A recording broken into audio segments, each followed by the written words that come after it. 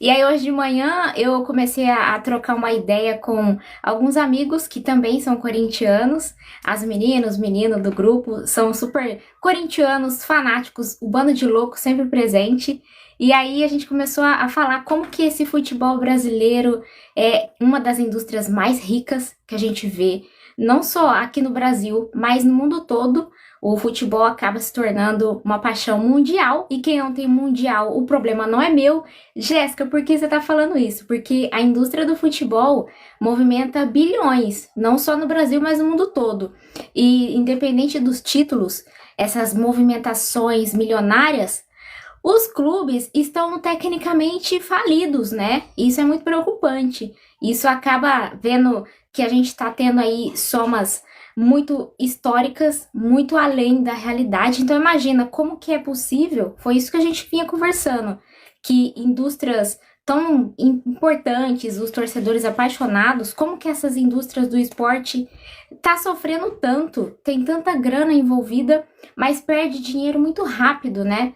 E lógico que a gente lembra do Corinthians, é automático, não tem como ser diferente. A gente percebe que o verdadeiro campo de jogo é quando os clubes estão perdendo não só dentro do gramado, mas fora das quatro linhas. Isso é preocupante. É um campo de batalha, né? Mas deixa aí já seu like pra gente fortalecer. Deixa aí a sua opinião, seu comentário. Compartilha, se inscreve, me segue pra gente ficar conectado, porque eu quero saber a sua opinião também. Não só eu falando, mas aí você aí também. A gente vai trocando essa ideia e a gente vai percebendo que a gente tem muitos pontos negativos dentro do Corinthians. Eu uso o Corinthians como exemplo, porque é a minha paixão maior. Porém, Corinthians, tu não tá conseguindo ter realmente resultado. Meio que o lucro tá virando prejuízo, sabe? Então imagina comigo. Hoje a gente vai falar aqui, lógico, não só da instabilidade que o Corinthians está vivendo dentro do campo, mas também da gestão, que tá uma bagunça a diretoria, tem que modernizar. Jéssica, o que essa diretoria precisa fazer? É mudar a forma de pensar. Quando a gente muda o jeito que a gente pensa, muda tudo, muda a nossa percepção sobre a vida, né? E a estabilidade da gestão começa quando existe um planejamento de verdade. Existe um planejamento a longo prazo. E aí eu lembro que o meu amigo até comentou, ele é consultor de um banco muito famoso aqui no Brasil. O que ele disse? Ele falou, Jéssica, eu percebo que enquanto os clubes aqui no Brasil não tiverem um planejamento financeiro a longo prazo, os clubes vão continuar se endividando. Falta muito um planejamento de longo prazo. Ontem eu comentei aqui, até tem um vídeo, depois você acompanha aí, que o futebol brasileiro é muito reativo, só vai resolver o problema na hora que o problema aparece. Dentro do mundo corporativo é totalmente diferente, né?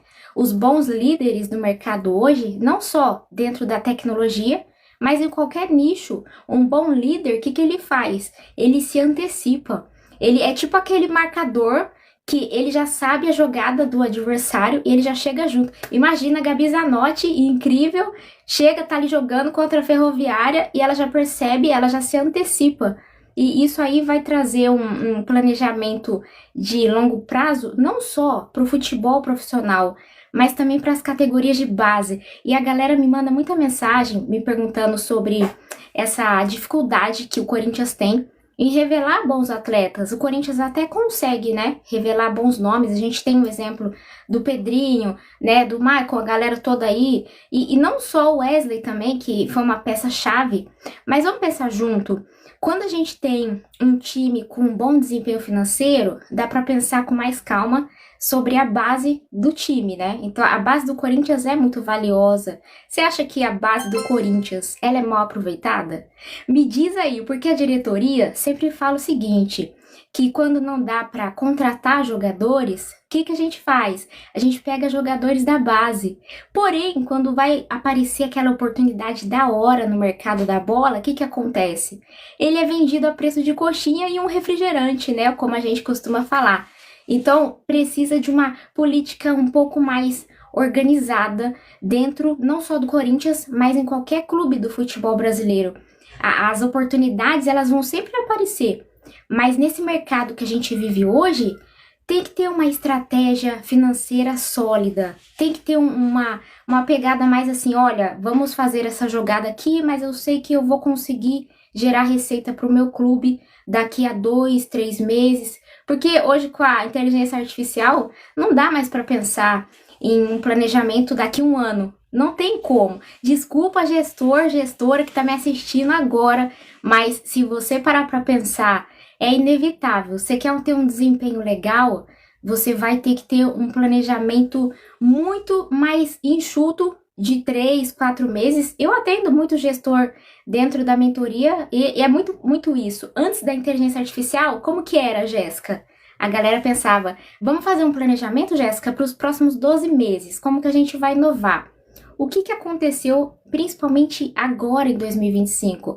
A galera já pensa no trimestre. Não, vamos pensar só uma estratégia aqui rápida para os próximos 3 meses. Ô, Dorival, você achou que eu não ia falar de você, Dorival? Como assim, Dorival? Eu venho aqui, eu tenho que falar. Por quê? A gente vê um Corinthians que não tem poder de reação, e eu coloco essa responsabilidade no nosso malvado favorito, Dorival Júnior.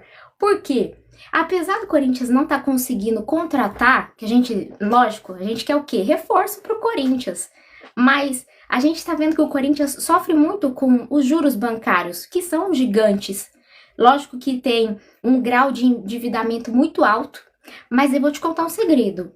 Apesar desses juros, que eu já vou falar dessa parte financeira do Corinthians, o Dorival tem que ter um pouco mais de criatividade, você não acha?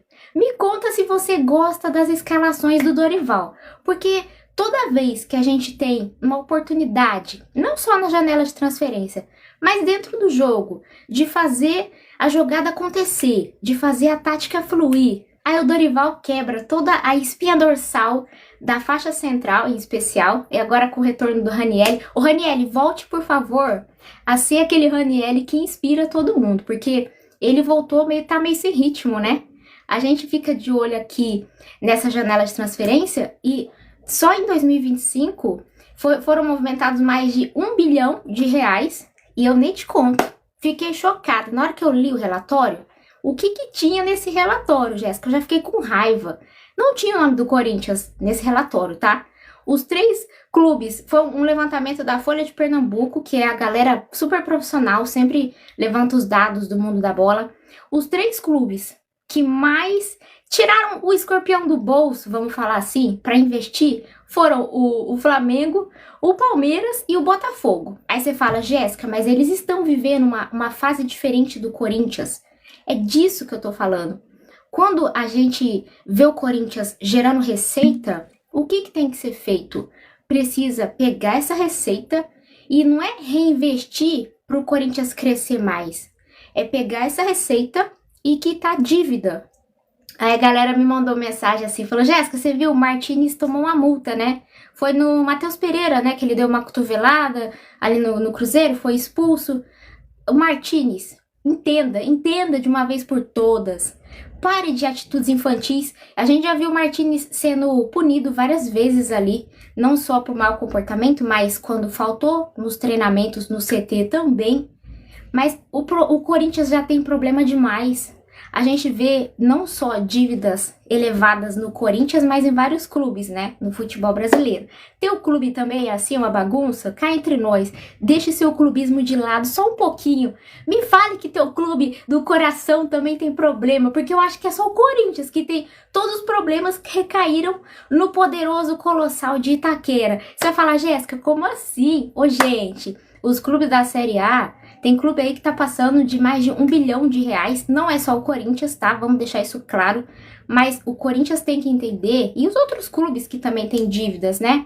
Não dá pra você pegar a grana que chega com venda de camisa, bilheteria, que são ali as maiores fontes de receita, e tentar colocar para investir, para trazer um lateral, para trazer um atacante. Não tem como. Se entrou um dinheiro no caixa, é quitar dívida. Não é para reinvestir, colega.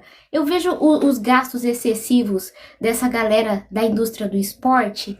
Eu falo, meu Deus, que bagunça esse departamento de futebol. E isso não se aplica só a Corinthians. Você olha para o São Paulo, que tem uma base muito legal, que você olha o São Paulo e você fala, é por isso que a base do São Paulo é o Tricas. Vamos chamar um apelido carinhoso aqui, é o Tricas.